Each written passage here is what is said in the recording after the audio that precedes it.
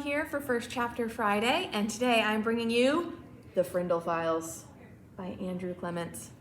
And this one is kind of a companion to the original Frindle, so I hope you guys will check that one out too. All right, The Frindle Files. Here we go. Chapter 1, Results. The only thing Josh Willet liked about homework was how quickly he could access his assignments. All he had to do was turn on his laptop, then click on the 6th grade homework portal he bookmarked in his browser at the start of the school year. This system let Josh zoom through his homework so he could get back to the things that he cared about most, like a new coding problem, or a new digital animation project, or a new action sequence for an online game he'd wanted to build. Because Josh always had something new to work on, a plan he was hatching, and usually it involved his computer. On this Monday evening in mid-September, without taking his fingers off the keyboard or his eyes off the screen, Josh sat at the kitchen table and crushed his homework for math, science, and social studies in less than 20 minutes, including the time it took to post each finished assignment. Then he clicked on a link for his ELA class. The image of a handwritten note popped open on his screen. Homework due Tuesday. Describe something you think is beautiful. Make your description at least 100 words long. Avoid cliches, and remember this advice from page 70 of The Elements of Style. Write in a way that comes naturally. Copy your final draft onto lined paper in blue or black ink and turn in the assignment Tuesday at the beginning of class. As always, neatness counts, Mr. N. The assignment itself, plus the way it had been written by hand, plus the whole neatness counts thing, all of it made Josh scowl and grit his teeth. A chore like this should only take about 10 minutes. Type it, format it, spell check it, post it, and whoosh, done. But having to write out every language art assignment in ink on paper, it was annoying and slow and totally pointless, not to mention bad for the environment. Didn't Mr. N understand anything? It wasn't that Mr. N was unfair or mean, he just seemed so backward and also dull, except for the way he dressed. He owned at least 10 Hawaiian shirts, and he wore one each day, along with surfer shorts, hiking socks, and sandals. He would wear cargo pants, but only if the outdoor temperature got below 65 degrees. His dark red hair never looked completely tamed, especially when he rode his bike to school. Some days, it seemed like he was trying to grow a mustache, or a beard, or both. Plenty of people in Southern California wore casual clothes, but at Clara Vista Middle School, Mr. N could win a prize for least dressed up teacher every single day. The most backward thing about Mr. N, he was the only teacher in the whole school who didn't let kids use laptops in class. He claimed there was no rule saying he had to allow them.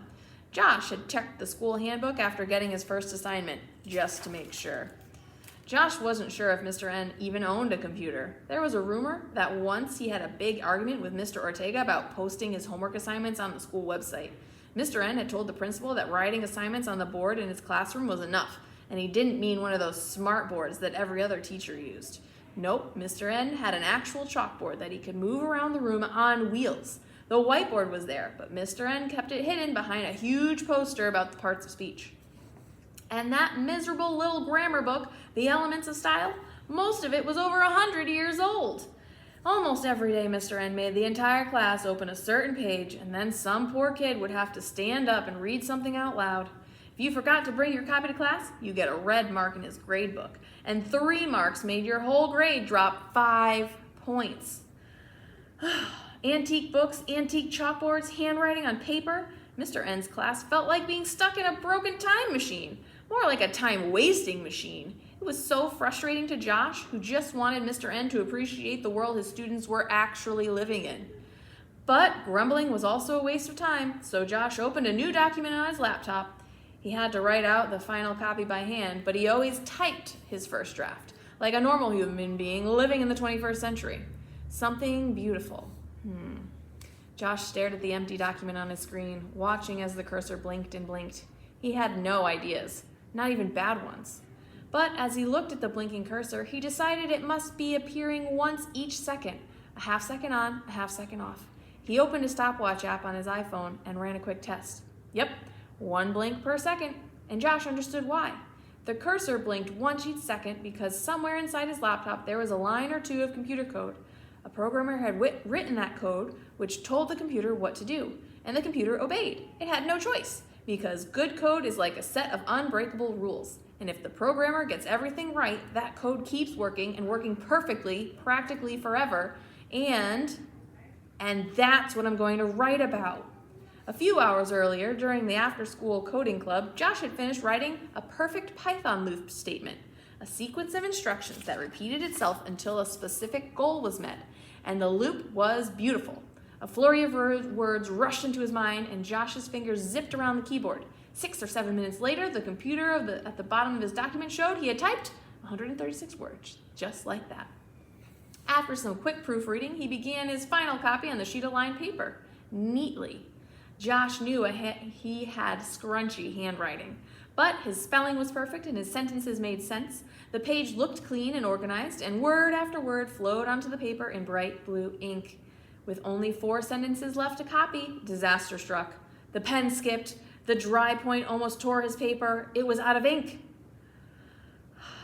Josh shook the pen and tried again. Nothing.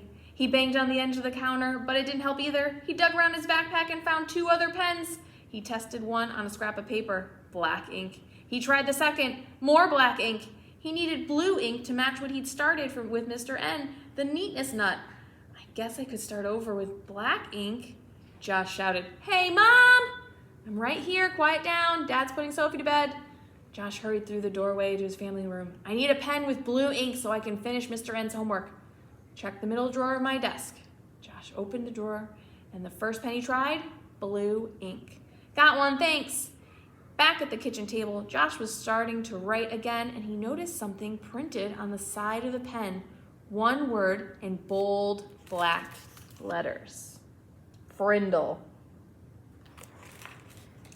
It was a word he'd never seen before, which made him curious.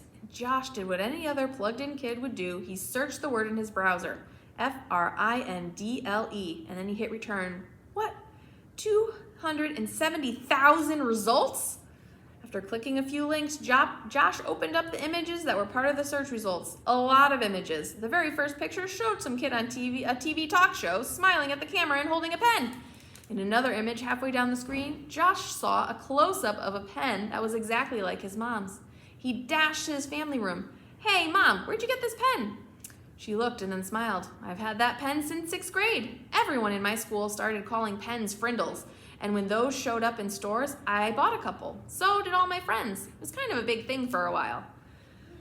Is it okay if I use this one to finish my homework?" "Sure, but then put it back, please. That might be a collector's item someday." Josh hurried back to the table to finish his homework, shaking the old pen as he went. 3 minutes later, he was done with his final draft, even though the ink from his mom's pen wasn't a perfect match, but it was definitely blue. He returned the pen to her desk, then went back to his computer. The picture results were still on his screen, and Josh clicked the photo of a kid holding up a pen at a talk show. He enlarged the image, got a good look at the boy. Red hair, glasses, freckles, and a wide smile. Josh read the words below the picture. Nicholas Allen, age 11, inventor of the word Frindle. "Cool," he whispered, impressed that the kid his age was an inventor. Then he looked at the boy's face and leaned in closer to the screen, still looking. Josh whispered, "No way." He clicked on his homework assignment page, then back to the school's homepage. He kept clicking links until there was a second photo on his screen, and he pulled up the 2 pictures side by side, the boy on the left and the new photo on the right. When Josh almost stopped breathing, the kid on the left was 11, and the man on the right was at least 30, but Josh was sure he was looking at 2 photos of the same person. And the man on the right, it was his language arts teacher, Mr. N, also known as Mr. Alan Nicholas. All right, my friends, if you would like to finish that book or see what else happens, definitely check out the Frindle Files from the library. If you're looking for something else, definitely stop by and we'll help you find that too. All right, my friends, thank you. Have a great day. Bye.